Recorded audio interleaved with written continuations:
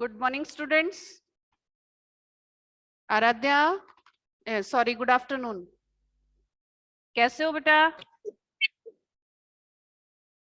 आराध्या, आवाज आ रही है मेरी? Yes ma'am. गुड। कैसे हो आप? Good afternoon. Good afternoon ma'am. आज हम चैप्टर नंबर 12 पढ़ेंगे, जिसका नाम है एक ही शिक्षा, पेज नंबर 54। ये चैप्टर बहुत ही अच्छा है। इस चैप्टर में बहुत ही अच्छी हमें शिक्षाएं दी गई हैं, तो इसे हम ध्यान से पढ़ेंगे।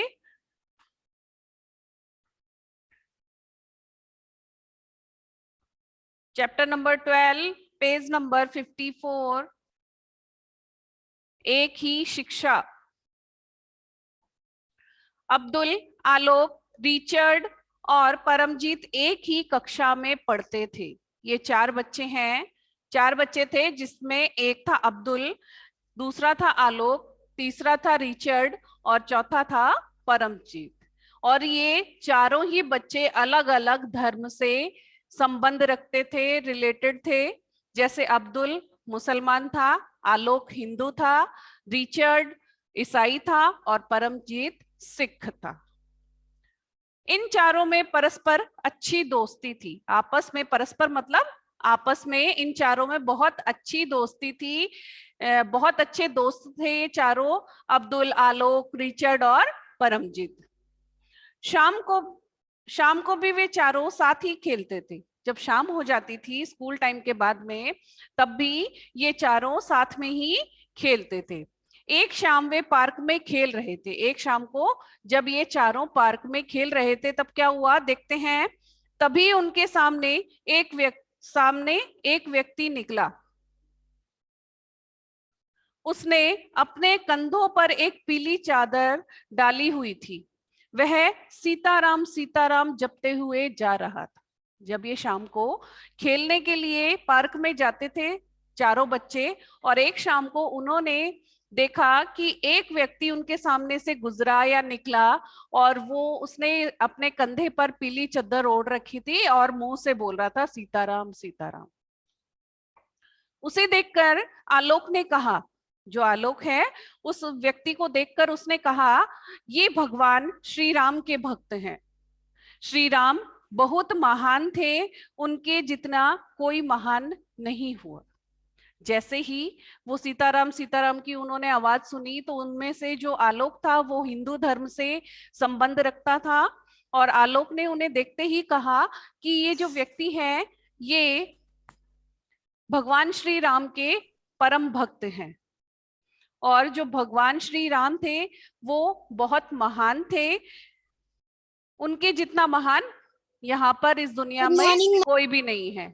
गुड आफ्टरनून बेटा। आलोक की बात सुनकर अब्दुल बोल उठा। जैसे ही आलोक ने अपनी बताई बात, अपना मत रखा कि ये श्री राम का भक्त है, श्री राम ऐसे थे, श्री राम वैसे थे, उन्होंने जो भी श्री राम के बारे में बताया, तुरंत उसकी बात सुनकर अब्दुल भी बोल पड़ा। क्या बोला उन्होंने? अब्दुल ने, हमारे मोहम्मद साहब भी तो, क्या बोल रहे हो बेटा? आवाज क्लियर नहीं आ रही। गुनगुन कौन बोल रहा है? गुनगुन बोल रही है, जोया बोल रहे हो?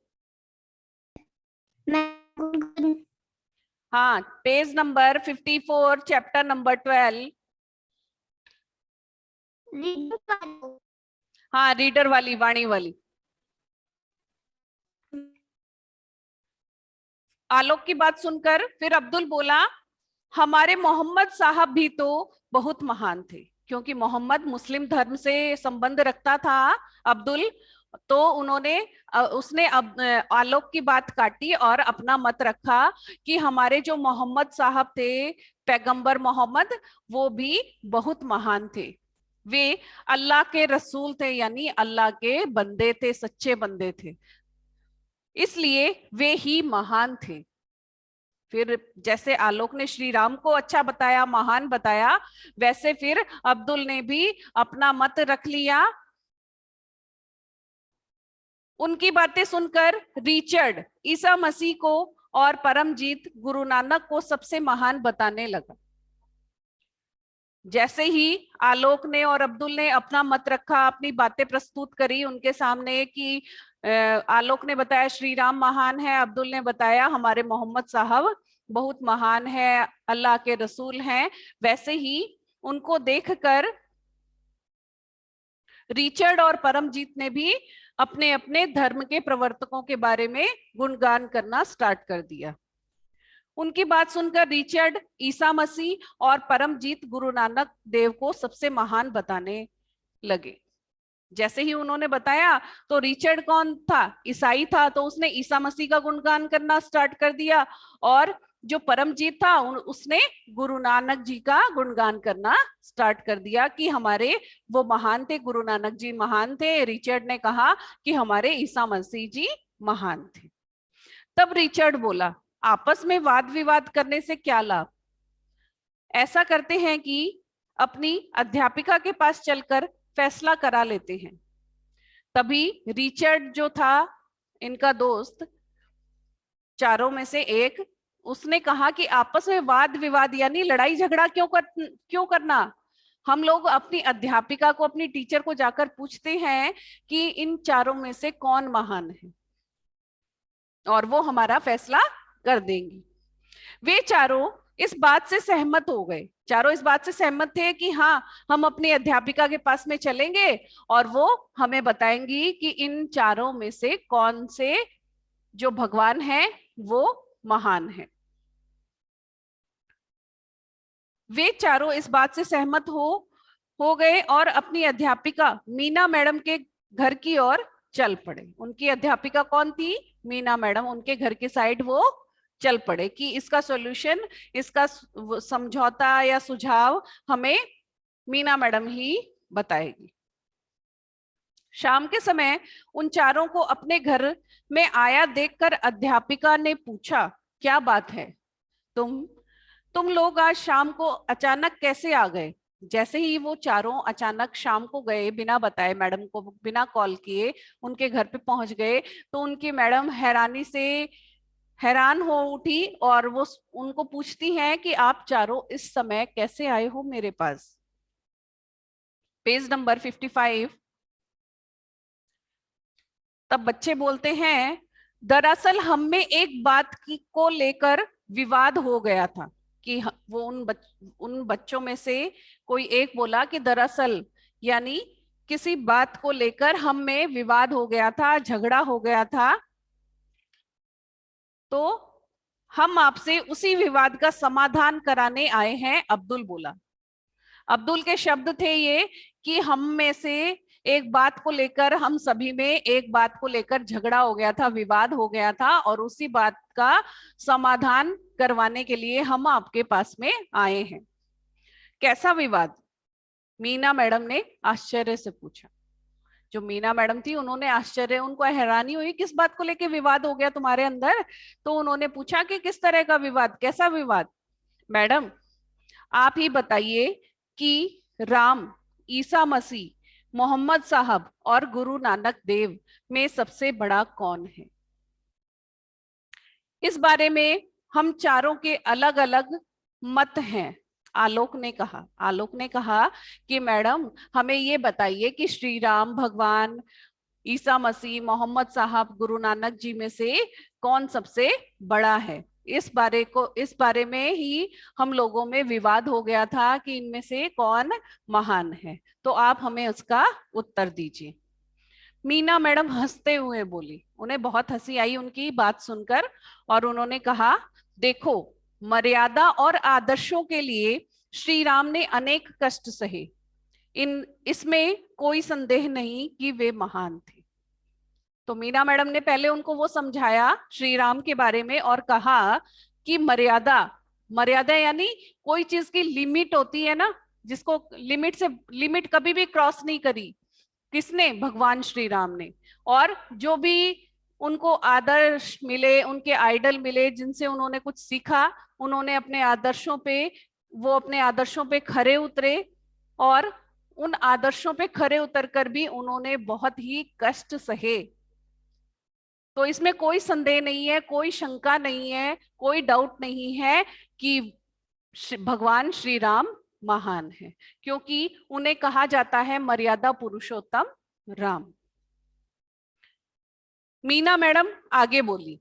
पहले उन्होंने श्री राम के बारे में बता दिया कि मर्यादा और आदर्शों पर खरे उतरे और उन्होंने बहुत कष्ट सहे, तो वे महान थे। फिर उन्होंने कहा, अब अगर हम ईसा मसीह के बारे में कहें तो उन्होंने भी लोगों को अच्छी अच्छी बातें सिखाई, मिलजुल कर रहने, जीवों पर दया करने, अपने प्रति अपराध करने वालों को भी क्षमा करने के अनेक उद्देश्यों के लिए हम उन्हें याद करते हैं। फिर उन्होंने ईसा मसीह के बारे में बताया कि ईसा मसीह कैसे थे।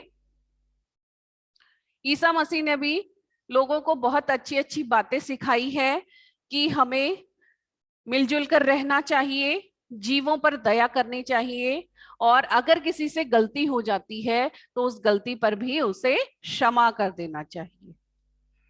तो इसलिए वो भी महान है।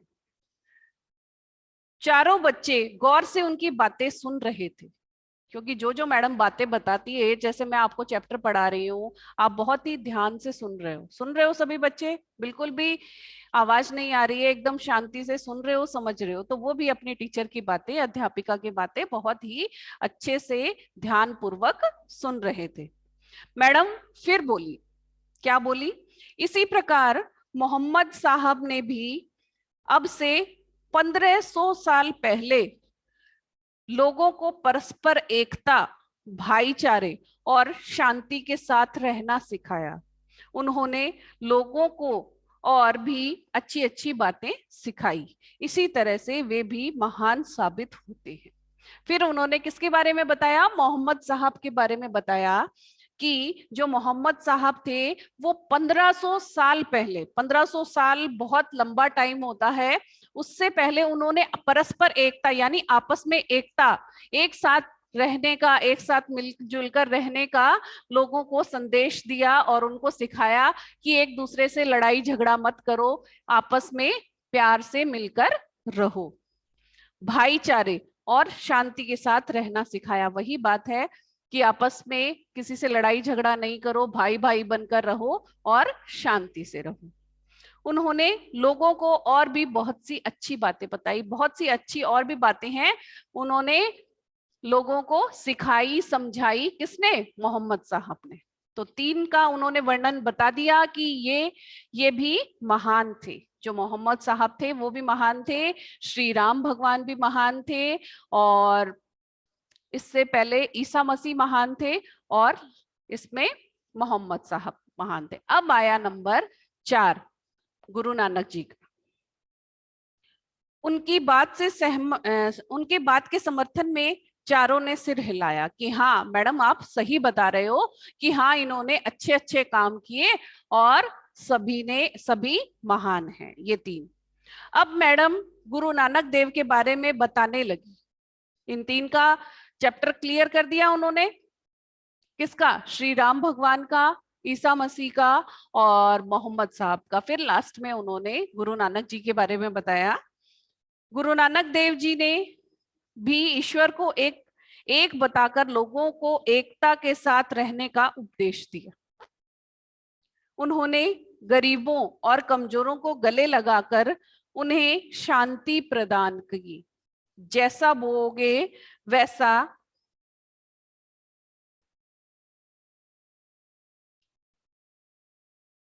काटोगे। पेज नंबर 56 काटोगे उनका प्रसिद्ध कथन था। तो मीना मैडम ने बताया कि जो गुरु नानक देव जी थे वो भी ईश्वर के एक रूप थे हमारे बीच में। उन्होंने लोगों को एक साथ मिलजुल कर रहना सिखाया, एकता का संदेश दिया, और गरीब कमजोर लोग थे उनको गले लगाया, उनको हिम्मत दी कि हम आपके साथ हैं, और उनको एक कथन में बांध दिया, जैसा बोओगे वैसा काटोगे, कि जैसा आप किसी के साथ व्यवहार करोगे वैसा ही आपको व्यवहार मिलेगा। यह कथन उनका प्रसिद्ध कथन था। कथन यानी जो उनका वाक्य था, बहुत बार बोलते थे ये।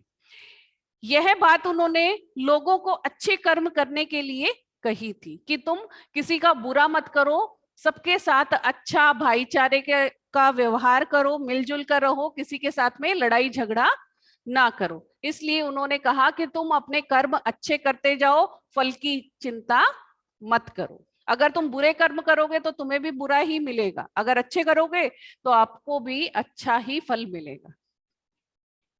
इस तरह यह साबित होता है कि वे भी महान थे। इस तरह मीना मैडम ने बताया कि इस तरह वो भी महान थे। कौन? गुरु नानक देव। मैडम की यह बात अच्छी तरह समझकर चारों एक सुर में बोल उठे। जैसे ही मैडम की बात कंप्लीट हुई, खत्म हुई, वैसे ही चारों बच्चे एक सुर में बोलने लगे, यानी एक साथ बोल उठे। क्या बोले? मैडम, इसका मतलब तो यह हुआ कि इनमें से कोई भी छोटा या बड़ा नहीं था, बल्कि सभी वचन और कर्म से एक समान थे। चारों बच्चों के समझ में आ गई और उन्होंने एक ही साथ कहा कि मैडम, फिर तो हम आपस में वैसे ही गलत बात पे ही लड़ाई झगड़ा कर रहे थे। कोई भी बड़ा नहीं है इन भगवान में से और कोई भी छोटा नहीं है, और सभी ने एक ही संदेश दिया है, आपसी भाईचारे का, एकता का, प्यार से रहने का। हमें अपने जीवन में इन सभी शिक्षाओं के अनुसार आचरण करना चाहिए।